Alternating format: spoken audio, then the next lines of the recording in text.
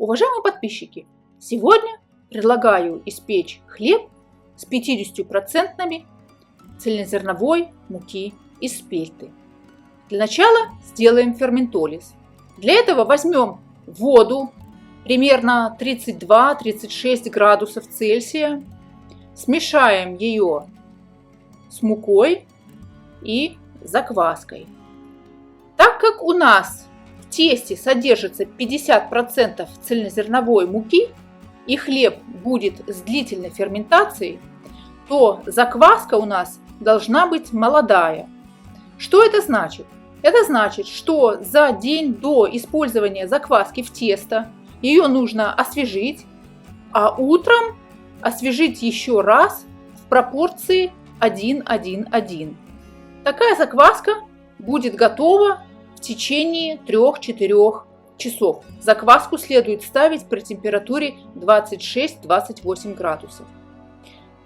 После того, как закваска у нас созрела, вносим ее в тесто. То есть в данном случае используем ее для ферментолиза. Вот мы видим, что она у нас готова. Как определить готовность? Если мы выкладываем ее в воду и она остается на плаву, как вот в нашем случае, это значит, что в ней достаточно дрожжевой активности и она готова для использования.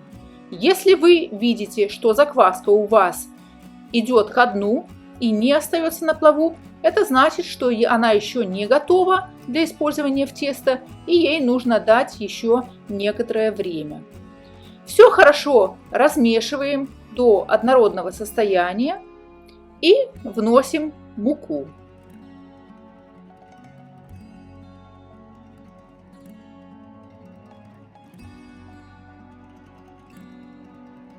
Ферментолиз отличается от автолиза тем, что для ферментолиза мы смешиваем не только воду и муку, но и закваску. Как и автолиз, ферментолиз способствует тому, что тесто начинает развивать клейковину самостоятельно, без какого-либо механического воздействия, что сокращает время замеса. В данном случае мы используем 50% цельнозерновой спельтовой муки.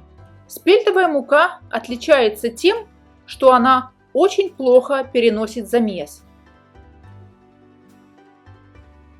Именно поэтому мы не будем использовать тестомес, а будем использовать метод складываний.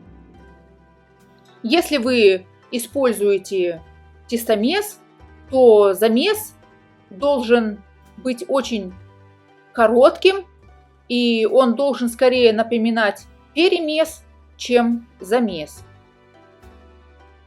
Все хорошо вымешиваем и оставляем при комнатной температуре на 30-60 минут. За это время белки муки набухнут и можно приступать к замесу теста. Также используем достаточно теплую воду 30-32 градуса и вот таким вот образом смешиваем остатки воды, это называется бассинаж, и соль. Вот таким вот образом все вмешиваем для того, чтобы у нас тесто хорошо вобрало в себя соль, и оставляем на брожение при температуре 26-28 градусов на 3-3,5 часа. За это время необходимо делать 3-6 складываний каждые полчаса в зависимости от силы теста.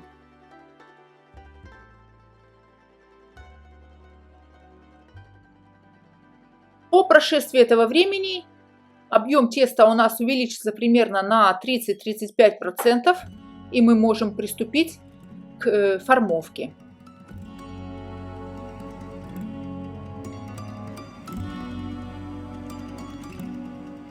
Для формовки вот таким вот образом, стараясь сохранять в тесте газ,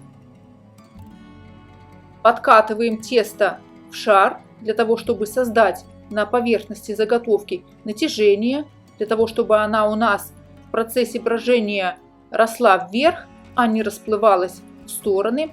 Вот таким вот образом подкатываем, стараясь создавать на поверхности натяжение и одновременно стараясь не порвать верхнюю поверхность.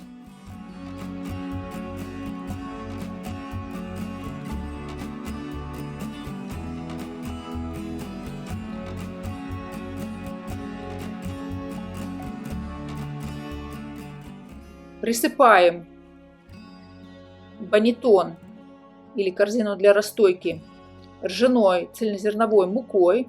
Также присыпаем поверхность заготовки ржаной цельнозерновой мукой. Можете присыпать цельнозерновой спельтовой мукой, пшеничной или любой другой. Но мне нравится ржаная мука, так как она хорошо предотвращает прилипание теста к корзине.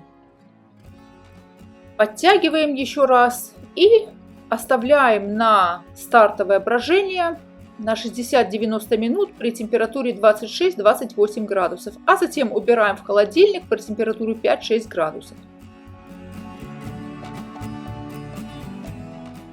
На следующий день достаем заготовку и выпекаем непосредственно из холодильника, то есть ее не нужно оставлять для того, чтобы она согрелась или что-то еще. Нагреваем чугун, если вы печете в чугуне, или разогреваем камень или противень до максимально возможной температуры, а затем снижаем температуру до 250 градусов и выпекаем сначала с паром 20 минут, а затем без пара еще 20-25 минут при температуре 230 градусов. Делаем на заготовке надрезы. Надрезы необходимо делать примерно 5-7 мм глубиной, для того, чтобы они хорошо раскрылись. Глубина разреза зависит от степени расстойки вашей заготовки. 5-7 мм предполагает, что ваша расстойка в идеальном состоянии.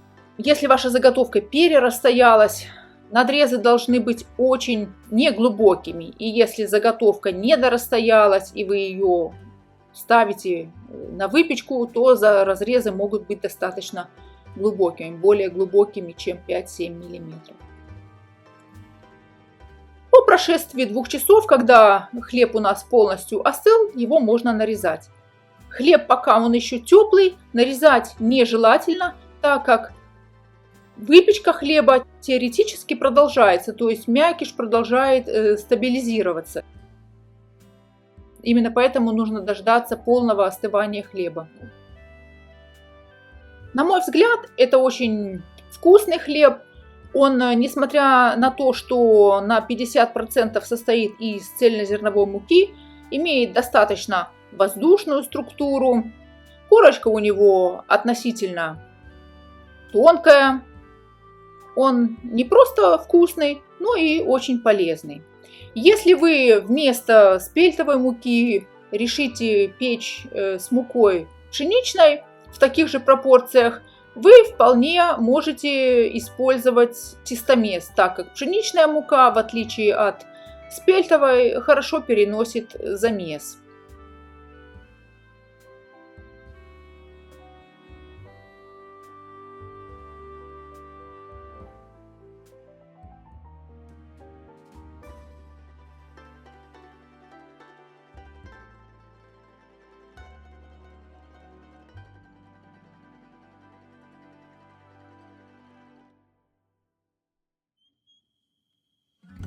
Если вам понравилось это видео и вы нашли его полезным, я буду признательна и благодарна, если вы подпишитесь на мой канал, поставите лайк, а может быть, разместите ссылку на это видео в своих социальных сетях. Пеките на здоровье!